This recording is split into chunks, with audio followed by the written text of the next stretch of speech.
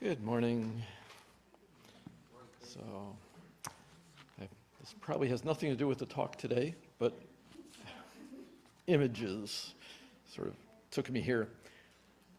Reality is an article from the Vox publication in June of 2020, actually. Reality is constructed by your brain. Here's what that means and why it matters. This is just excerpts from this longer article. Most of the time, the story our brains generate matches the real physical world, but not always. Our brains also unconsciously bend our perception of reality to meet our desires or expectations, and they fill in gaps using our past experiences. All of this can bias us. Visual illusions present clear and interesting challenges for how we live. How do we know what's real? And once we know the extent of our brain's limits, how do we live with more humility and think with greater care about our perceptions? Rather than showing us how our brains are broken, illusions give us the chance to reveal how they work. And how do they work? Well, as the owner of a human brain, I have to say it's making me a little uneasy. This article has all these interesting visual illusions, but I can't tell you them verbally. Okay. Where the conflict between perception and reality lies in the brain. My colleague, Sigal Samuel, recently explored the neuroscience of meditation. During her reporting, she found good evidence that a regular meditation practice is associated with increased compassion. That evidence, she writes, feels like a challenge, even a dare. If it takes such a small amount of time and effort to get better at regulating my emotions, am I not morally obligated to do it? Perception science, for me, provokes a similar question. If the science tells us our brains are making up a story about reality, shouldn't we be curious about and even seek out the answers to how that reality might be wrong? It's not about doubting everything that comes through our senses. It's about looking for our blind spots with the goal of becoming better thinkers. It can also help with empathy.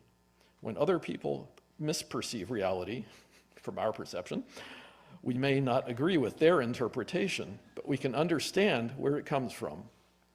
To approach this challenge, I think it helps to know that the brain is telling us stories about the smallest things we perceive, like the motion of objects, but it also tells us stories about some of the most complex things we think about, creating assumptions about people based on race, among other social prejudices. The lesson, our stories, our brains tell us about reality are extremely compelling even when they are wrong. We're not seeing reality. Our vision runs 100 milliseconds behind the real world. Did you know that? We are seeing a story about the world, a story, and not the real deal. It's not because evolution made our minds flawed, it's actually an adaptation. We don't have the necessary machinery, and we wouldn't even want it to process carefully all of the amount of information that we're constantly bombarded with. Think about what it takes to perceive something move, like the objects in the above animations. Once light hits the retinas in the back of our eyeballs, it's converted into an electrical signal that then has to travel to the visual processing system at the back of our brains. From there, the signal travels forward again through our brains, constructing what we see and creating our perception of it. This process takes time. The dirty little secret about sensory systems is that they're slow, they're lagged, they're not about what's happening right now, but what's happening 50 milliseconds ago, or in the case of vision, hundreds of milliseconds ago. If we relied solely on this outdated information, though, we wouldn't be able to hit baseballs with bats or swat annoying flies away from our faces. We'd be less coordinated and possibly get hurt more often. So the brain predicts the path of motion before it happens. It tells us a story about where the object is heading, and this story becomes our reality.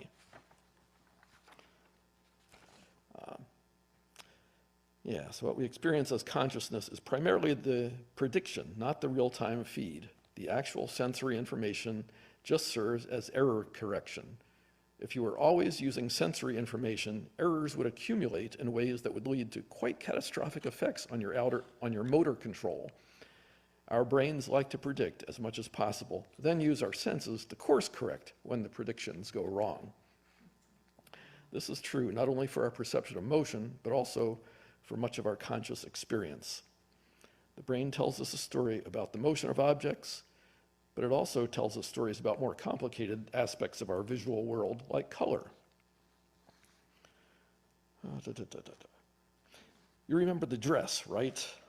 In 2015, a bad cell phone photo of a dress in a UK store divided people across the internet. Some see the dress as blue and black.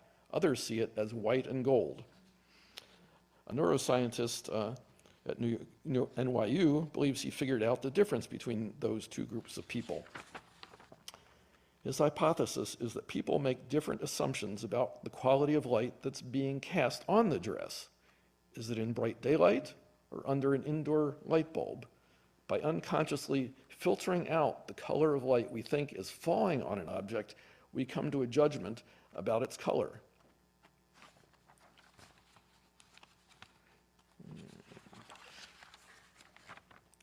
The mystery isn't totally solved, but the lesson remains. When confronted with ambiguity, like the odd lighting in the photo of the dress, our brains fill in the ambiguity using whatever we're most familiar with. People assume what they see more of. If we're more familiar with bright sunny light, we assume that's the default lighting. We have no way of knowing how our experiences guide our perception. Your brain makes a lot of unconscious inferences, and it doesn't tell you that it's an inference. You see whatever you see. Your brain doesn't tell you, quote, I took into account how much daylight I've seen in my life, unquote. So some of these examples may seem frivolous. Why does it matter that one person sees a dress as black and blue and another sees it as white and gold? It matters because scientists believe the same basic processes underlie many of our more complicated perceptions and thoughts.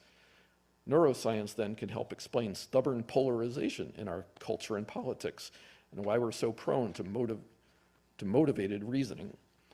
Sometimes, especially when the information we're receiving is unclear, we see what we want to see. Can you imagine that? Okay. Our brains work hard to bend reality to meet our prior experiences, our emotions, and our discomfort with uncertainty. It happens with vision, but also with more complicated processes like politics, the pandemic, or the reality of climate change.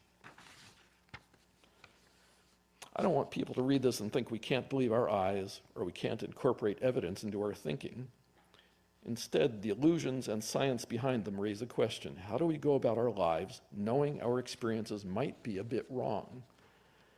There's no one answer, and it's probably unlikely to solve individually. I'd suggest it should nudge us to be more intellectually humble and cultivate a habit of seeking out perceptions that are not our own. We should be curious about our imperfections, as that curiosity may lead us closer to the truth. We can build cultures and institutions that celebrate humility and reduce the social cost for saying, I was wrong. Yeah. We have this naive realism that the way we see the world is the way it really is. Naive realism is the feeling that our perception of the world reflects the truth. But our illusions like these remind us it does not. This is why illusions aren't just science, they're provocative art. They force us to reinterpret our senses and our sense of being in the world. They tell us about the true nature of how our brains work. The same neurological machinery that leads us to discover the truth can lead us to perceive illusions, and our brains don't always tell us the difference. Navigating this is the challenge of being a living, thinking person, but acknowledging it is, trying to put it into practice is a good place to start. Thank you.